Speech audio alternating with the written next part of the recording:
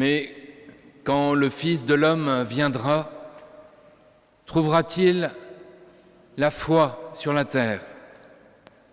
S'exclame Jésus dans l'Évangile selon saint Luc.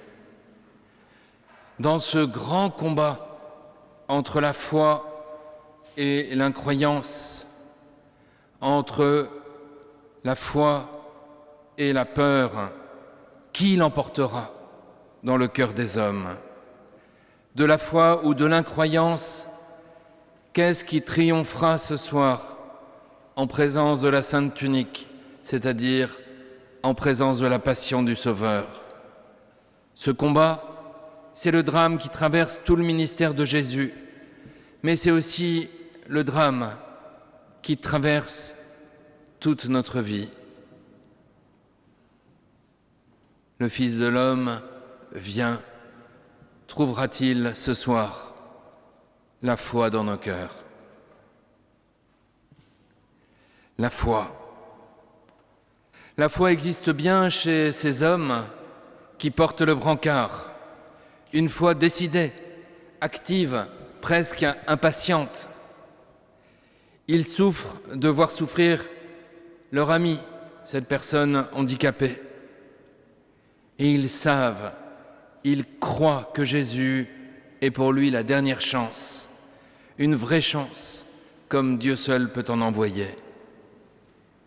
Et aucune barrière ne les arrêtera, ni la foule, ni l'ascension de la maison, ni même le toit.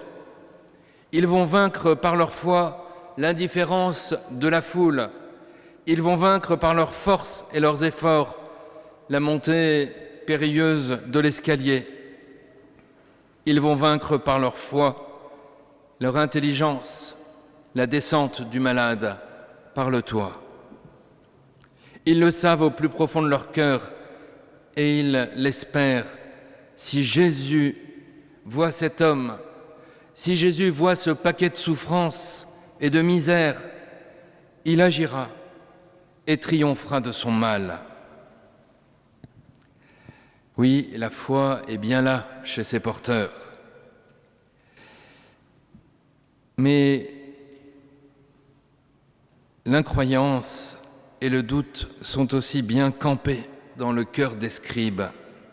Et ils ont pourtant posé la bonne question. Qui peut remettre les péchés, sinon Dieu seul ? Mais plutôt que de professer « cet homme fait les œuvres de Dieu », ils préfèrent dire « cet homme blasphème ».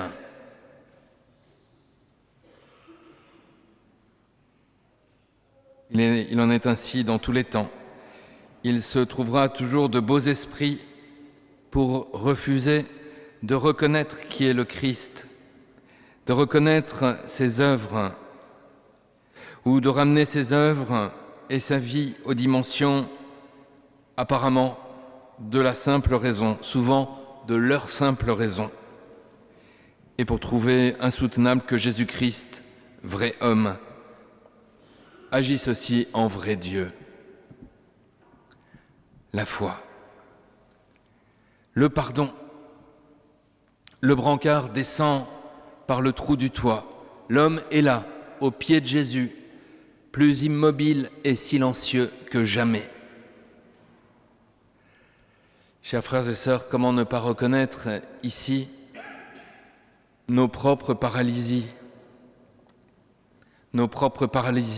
à aimer, à pardonner, à devenir plus saints, toutes nos paralysies à renoncer au mal, le mal qui sait bien nous lier, nous retenir à la glaise, le mal qui nous paralyse, le mal qui nous empêche de nous convertir et de faire pénitence. Alors, on est là, imaginez la scène, cet homme immobile, les 4 porteurs un peu essoufflés, tout tendus vers Jésus. Tout le monde attend la parole de guérison. Mais les mots qui sortent de la bouche du Christ semblent ne même pas voir la souffrance physique du paralytique. « Mon enfant, dit Jésus, tes péchés te sont remis. » Jésus ne répond absolument pas au niveau de la demande silencieuse de ces hommes, parce qu'elle n'est pas assez profonde.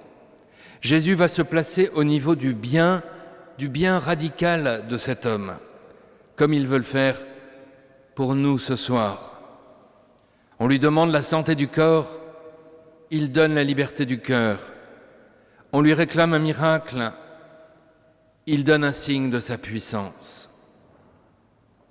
Au risque de décevoir le paralysé, il prononce tout de suite la parole du salut, parce qu'il ne peut pas s'en empêcher, parce qu'il est le Fils de Dieu, qui a toute puissance sur la terre pour pardonner et redresser les hommes. Comme le proclamera Saint Pierre après la résurrection, Saint Pierre au grand prêtre, « En nul autre que Jésus, il n'y a de salut, car sous le ciel, aucun autre nom n'est donné aux hommes qui puisse nous sauver. » Jésus a vu leur foi, il compte sur leur foi, et il veut répondre à leur audace par son audace de Fils de Dieu. Et son audace de Fils de Dieu, c'est de nous pardonner. Eh bien, c'est aussi ce que nous sollicitons ce soir. Notre audace de foi et son audace de miséricorde. La foi, le pardon et la guérison. Oui, la guérison vient, mais dans un second temps, comme un signe pour ébranler l'incroyance des scribes. Je te l'ordonne, prends ton brancard et rentre chez toi. Alors ce soir, nous osons aussi demander à Dieu un signe pour que se manifeste sa puissance quand il se penche sur nos faiblesses et sur notre péché. Mais entendons aussi Jésus nous demander d'être actifs dans notre propre guérison, dans notre propre libération. « Lève-toi » lui dit-il. C'est en obéissant à la parole qu'il va traduire sa foi et son corps va se dénouer, se déplier, la guérison accompagnant l'obéissance au Christ. Alors, à travers cet épisode de l'Évangile, Jésus vient nous le dire ce soir. Ce qui paralyse ton cœur, c'est le péché. Alors ce soir, quel que soit le mal qui nous atteint, laissons le Verbe, Jésus, voir notre foi. Montrez-lui votre foi. Laissons-le nous dire une parole de salut. Laissons-le nous désigner nos paralysies et nos liens, ce qui nous empêche de lui répondre. Laissons-le nous guérir en profondeur. Laissons-le dénouer les liens de nos esclavages. Laissons-le chasser l'esprit du mal, là où il s'est niché. Que nous l'ayons invité par nos imprudences et nos manques de foi, je pense à l'astrologie, la voyance, les guérisseurs, les magnétiseurs, le spiritisme, la magie, toutes ces diableries. Ou alors que le mauvais se soit approché vers nous-mêmes pour attaquer en nous tout ce qui peut être éternellement sauvé, tout ce qui peut être éternellement béni pour être en présence du Dieu de toute joie et de toute paix. Demandons pour nous et pour nos frères le pardon de nos péchés, en implorant le Sauveur qu'il se penche sur les misères de ce monde. Allons avec foi vénérer la tunique du Sauveur. En vénérant la relique de la Sainte Tunique, en embrassant ce petit reliquaire, laissons-nous totalement embrasser par celui qui veut nous sauver, car il nous aime plus que tout et qu'il nous veut tout à lui. Quand le Saint-Sacrement passera parmi nous tout à l'heure, nous serons comme cet homme paralysé ou comme ces porteurs devant le Sauveur à Capharnaüm. Que Jésus puisse voir notre propre foi. Alors, comme un feu qui ne peut que grandir si on apporte le bois mort de notre foi. Il nous embrasera. Que vienne l'esprit de feu sur notre assemblée. Kyrie eleison. Amen.